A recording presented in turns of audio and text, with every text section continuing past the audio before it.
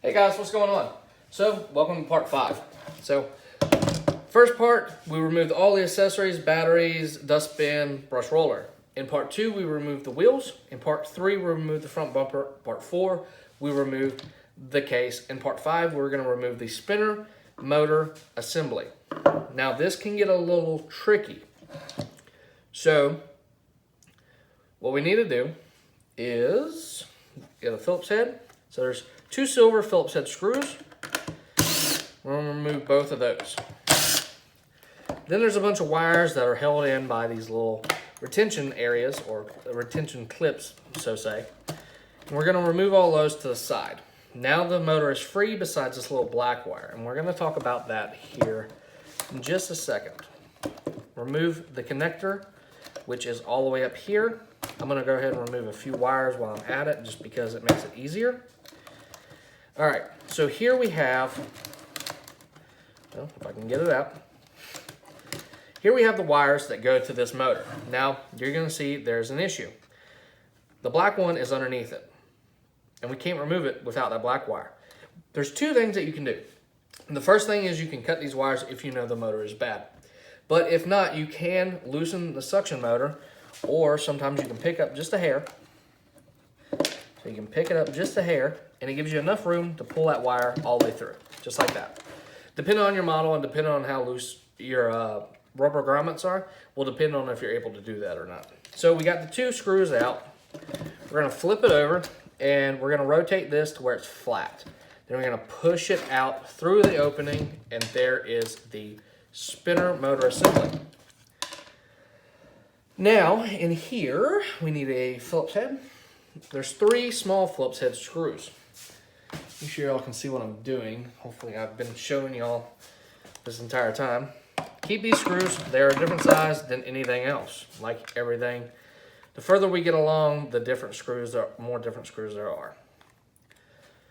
So we're going to remove these 3, and this is a good way to check if you don't see any score marks or anything on the robot main casing.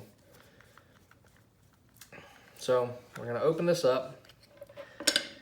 And you're going to see in here we have a tensioner, well, not a tensioner, but the motor and the 2 gears and a belt. And with the 761, it's not like the other ones where you could easily remove it and replace parts.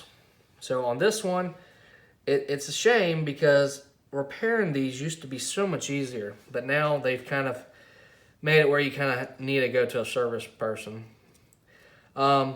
So you can press this out, but I don't recommend it. Best thing is just to take a flathead and pop that belt off, and then take the 2 screws out and remove the motor, but leave the gear assembly attached to the housing, because you can damage that shaft that's right there, and when that shaft is damaged, there's no going back. So you can try to pry it up, but more than likely you're going to cause more damage than good. The housings on these are actually pretty good, and they don't seem to melt like the old ones. It's usually the motor that goes bad or the belt that strips out.